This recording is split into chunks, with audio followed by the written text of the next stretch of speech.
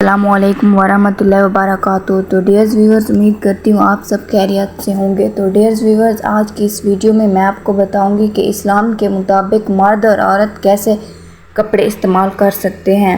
تو مرد کے لیے ریشم کپڑے پہننے سے منع فرمایا گیا ہے۔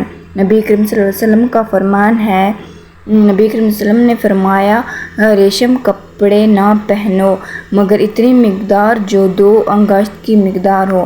آپ صلی اللہ علیہ وسلم نے اس کی وضاحت کے لیے 2 انگلیاں وسطی اور سبابہ اٹھائیں اور ان دونوں کو ملایا کہ اتنی مقدار لباس میں ہو تو مباح جائز ہے۔ یہ بخاری و مسلم شریف کی روایت ہے کہ حضرت عمر رضی اللہ عنہ نے جابیہ ملک شام کا ایک شہر میں خطبہ دیا اور فرمایا کہ جناب نبی اکرم صلی اللہ علیہ وسلم نے ریشم کپڑے پہننے سے منع فرمایا مگر 2 انگلیوں یا 3 یا 4 انگشت کی مقدار ہو۔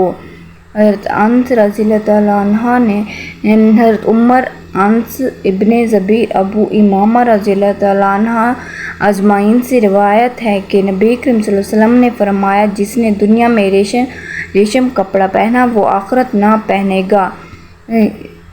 تو تنگ اور باریک کپڑا یا لباس پہننے والی عورتوں کی سزا۔